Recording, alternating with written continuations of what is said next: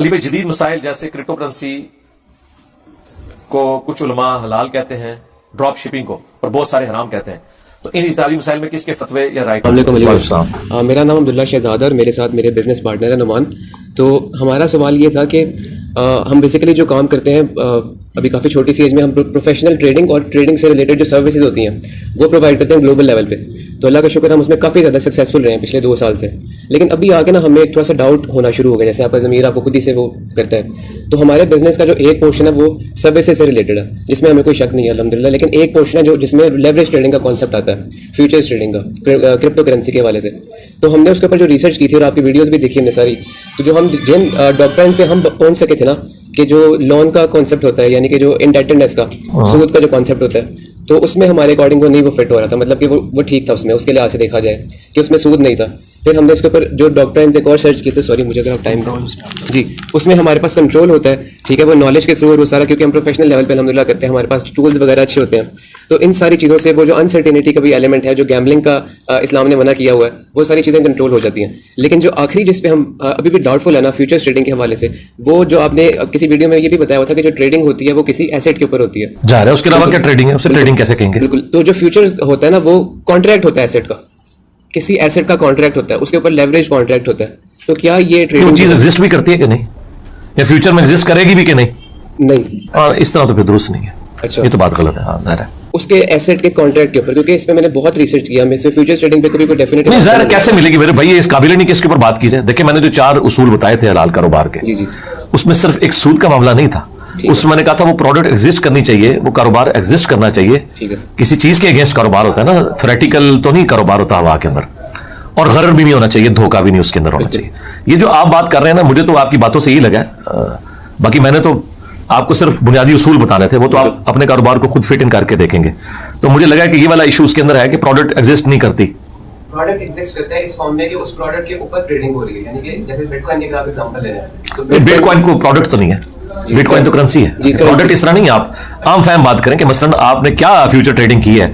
مجھے یہ نہیں بتایا آپ، یعنی آپ نے کوئی آئل خرید لیا ہے جی، یا گولڈ خرید لیا ہے. ایسے ہی ہے، گولڈ کے اوپر ہو جائے گی، بٹ کوائن کے اوپر ہو جائے گی. نہیں وہ کیا ہوئی ہے، مطلب ایک عام لے بندہ نہیں، اس طرح نہیں. لے میں نے وہ آپ سے پوچھ رہا ہے کہ کیا ہے، یعنی میں نے گولڈ لینا ہے. ٹھیک ہے میں بتاتا ہوں. فیوچر ٹریڈنگ میں آپ کو بتاتا ہوں، جیسے اسپاٹ ٹریڈنگ ہوتی ہے نا، اس میں آپ نے سمجھے بٹ کوائن لے لیا. اب ڈفرنس کیا ہے فیوچر ٹریڈنگ میں کہ آپ بٹ کوائن ہی لیتے ہیں، لیکن اس کے اوپر فرق یہ ہوتا ہے کہ جیسے آپ کے پاس $10 ہیں لیٹ سے، تو آپ $10 کے بجائے ایکسچینج کے ساتھ مل کے $100 کا لے لیتے ہیں بٹ کوائن. باقی جو $90 ہوتے ہیں وہ اس میں بورڈ پورشن ہوتا ہے، لیکن اس پہ سود نہیں ہوتا. وہ آپ کا جو پروفٹ ہوگا وہ بھی آپ کا لاس بھی آپ کا ہوتا ہے. ان کو کیا انسینٹیو مل رہا ہے؟ وہ فیس چارج کرتے ہیں آپ کو ہر ویک، جتنی دیر کے لیے آپ کی پوزیشن اوپن رہتی ہے کہ پرائس اوپر جائے یا نیچے جائے. تو پیسے کا کرایہ لے رہے ہیں نا، وہ سود کھا رہے ہیں. اچھا، اس میں آپ سود ان کو کھلا رہے ہیں، مسئلہ حل ہو گیا. 0 سے ملٹیپلائی حرام، 100% حرام. ٹھیک ہے، کیونکہ آپ نے سود لے کے ان سے ادھار لے کے ان کو سود کھلا رہے ہیں. آپ تو بڑے اینڈ پہ کھڑے ہوئے ہیں، سود کھلا رہے ہیں آپ ان کو. یعنی آپ وہ کام کر رہے ہیں جو بینک کر رہا ہے کہ آپ کو قرضہ دیتا ہے اور پھر آپ سے سود کھاتا ہے. وہ آپ کو قرضہ دے رہے ہیں اور اس سے وہ کرایہ پروڈکٹ کا ہوتا ہے، پیسے کا کرایہ نہیں ہوتا. ختم ہو گیا. علی بھائی جدید مسائل جیسے کرپٹو کرنسی کو کچھ علماء حلال کہتے ہیں، ڈراپ شپنگ کو اور بہت سارے حرام کہتے ہیں، تو ان اجتہادی مسائل میں کس کے فتوے یا رائے؟ فتوے اور رائے کا مسئلہ ہی نہیں میرے بھائی، بالکل واضح چیز ہے. دیکھیں فتوے تو لوگ یہ بھی دے رہے ہیں، سب میرے نبی کے طریقے ہیں. جب کوئی رفع الدین شروع کرتا ہے وہی تبلیغی جماعت اس کی دشمن بن جاتی ہے. سب سے بڑی دشمنی یہ کی ہوئی ہے کہ رائے بنڈ میں 2 مسجدیں بنائی ہوئی ہیں صرف اتنے سے فاصلے میں. یہ بیرون کی مسجد ہے، یہ اندرون کی. یار یہ دنیا کی تاریخ میں کبھی اتنی بڑی بدعت ہوئی ہے کہ باہر سے آنے والے مسلمان اس مسجد میں نماز پڑھیں اور پاکستان کے مسلمان اس مسجد میں پڑھیں. کیوں؟ انہوں نے بغیر رفع دین کے پڑھنا ہے اور آمین آہستہ کہنی ہے. انہوں نے چونکہ عرب کے مسلمان ہیں تبلیغی جماعت کے، انہوں نے اونچی آمین کہنی ہے کہ ہمارے لوگ بھی رفع دین شروع نہ کر دیں. یہ حرکت کبھی سعودیہ والوں نے کی ہے کہ انفی جو ہے الگ نماز پڑھیں کہ ہمارے لوگ رفع دین چھوڑ ہی نہ دیں؟ سارے اکٹھے پڑھتے ہیں نا. یہ کیوں بدعت کی ہوئی ہے رائے بنڈ کے اندر؟ بدعت کبریٰ ہے، یہ امت کی جمعیت کو توڑنے والی چیز ہے. تو یہ اس طرح کے اجتہاد کون سے اجتہاد ہے؟ اب رہ گیا یہ مسئلہ، میں نے پہلے بھی بتایا کہ آپ کو بھی اللہ نے عقل دی ہے نا. ایک بندہ کوئی بات بیان کرتا ہے، آپ اس کے دلائل دیکھیں، اس کو کاؤنٹر ویریفائی کریں. دوسرے کے بھی دلائل دیکھیں، کاؤنٹر ویریفائی کریں گے کس نے آیت اور حدیث پیش کی اور کس نے صرف ایک سطحی بات کر دی. اب 2 بندے سطحی باتیں کر کے سائڈ پہ ہو جائیں اور میں قرآن و حدیث پیش کر رہا ہوں اور آپ کے 3 رائے ہو گئی ہیں، یہ تو بڑی سخت زیادتی ہے یار. گھوڑے اور گدھے کو برابر تو نہ کریں یار. آپ اپنے گدھے کے اوپر کالی اور سفید لکیریں پھیر کے زیبرا تو نہ بنائیں. زیبرا لال ہوتا ہے تو پتہ ہے، ہاں، کیونکہ گھریلو گدھا جو ہے نا یہ حرام ہے، بخاری مسلم میں ہے. ज़ेबरा घरेलू गधा नहीं होता, ये जंगली गधे में आता है, ये हलाल है। तो सरकार आप अपने घरेलू गधे को सफेद और काली लकीरें फेर के इंजीनियर बनाने की कोशिश तो ना करें ना, ये तो ना करें ना यार। हम हर चीज में दलील देते हैं। क्रिप्टो करेंसी के बारे में मैंने कहा था कि जब तक गवर्नमेंट की गारंटी पीछे नहीं है उस वक्त तक आप रिस्क ना लें। इस करेंसी को मैं हराम नहीं समझता। जितने हमारी करेंसी नोट भी जो है इसकी भी तो कोई वर्थ नहीं है अगर स्टेट बैंक हट जाए। इसके ऊपर लिखा होता है हुकूमत पाकिस्तान की जमानत से शाया हुआ, ये लिखा होता है ना, हामले हाजा को मुतालबा पर अदा करेगा, यानी जो इस नोट का पोजेसर है ना उसे स्टेट बैंक मुतालबे के ऊपर इसकी इक्विवेलेंट सोना अदा करने का पाबंद है। वरना तो ये कागज का एक टुकड़ा है ना, डॉलर और पाकिस्तान का जो 1000 का नोट है या 5000 का नोट डॉलर साइज में उससे छोटा है, लेकिन उसकी वर्थ ज्यादा है। क्यों? उसके पीछे यूएसए की गवर्नमेंट की गारंटी है, और वो भी गारंटी पीछे से हट जाए तो क्या। तो ये कागज का नोट असल वर्थ इसकी वो गारंटी होती है जो स्टेट बैंक देता है उस मुल्क का। तो क्रिप्टो करेंसी के पीछे भी अगर कोई, जिस तरह बाहर के मुल्कों में अब इसको ऑफिशियल यूज कर रहे हैं, तो कोई मसला नहीं उसके अंदर। मसला हमारे मुल्क के अंदर बना हुआ है जिसके अंदर फिर इश्यूज खड़े हो जाते हैं। फी नफ्सी इसके साथ कोई मसला नहीं है। जिस तरह कागज के नोट की करेंसी आप यूज कर सकते हैं, इसको भी कर सकते हैं। लेकिन वो दूसरा इन्होंने कहा ड्रॉप शिपिंग वाला। देखिए ड्रॉप शिपिंग के बारे में भी मैंने आपको बताया, मेरी एक वीडियो है हलाल कारोबार के 4 उसूल, फॉरेक्स ट्रेडिंग भी लिखे तो वो वीडियो खुल जाएगी, लाखों लोगों ने देखी है वो वीडियो। उसमें एक एक चीज मैंने बयान की है कि हलाल कारोबार के लिए बड़ी बड़ी जो 4 शराइत है वो ये है कि नंबर 1 वो प्रोडक्ट हलाल होनी चाहिए जिसका आप कारोबार कर रहे हैं, हराम चीज का आप कारोबार नहीं करेंगे।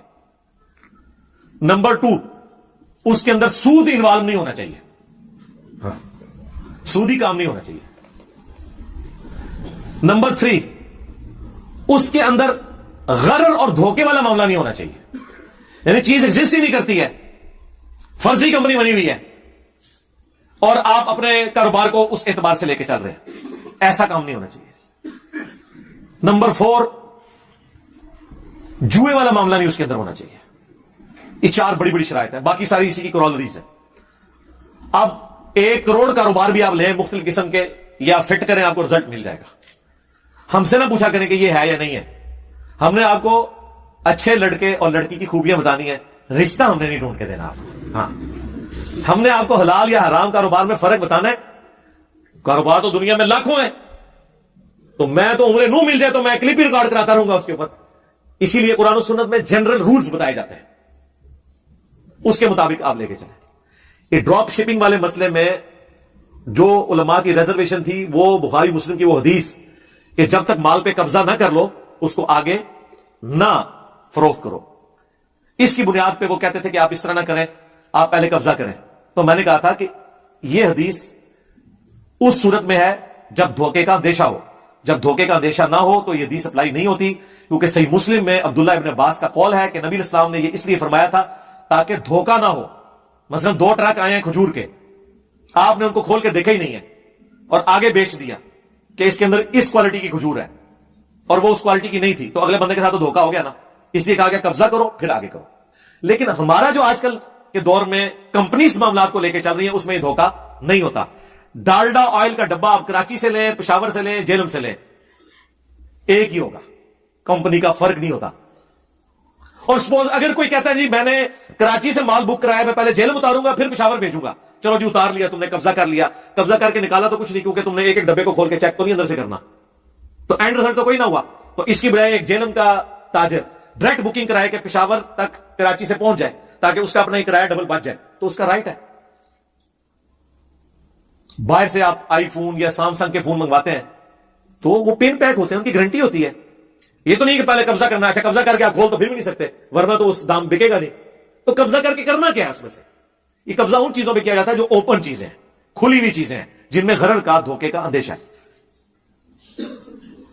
इस तरीके से 10 बदस्त कारोबार का सोने का नबी इस्लाम फरमाया, सही मुस्लिम में हदीस है, एक साहबी ने एक हार खरीदा जिसमें मोती भी लगे हुए थे, सोना भी, गालबन वो 12 तोले का था, लेकिन सोना उसमें ज्यादा निकल आया। उतना सोना उस कम सोने पे उन्होंने खरीदा था। तो फिर नबी इस्लाम फरमाया कि जो ये सोना है, चांदी है, गंदुम है, किशमिश है, अनाज है, इसका कारोबार 10 बदस्त करना है, अदरवाइज इसमें सूदी इन्वॉल्वमेंट हो जाएगी। ये रीजन थी, तो वो लॉजिक्स होती है उसके पीछे।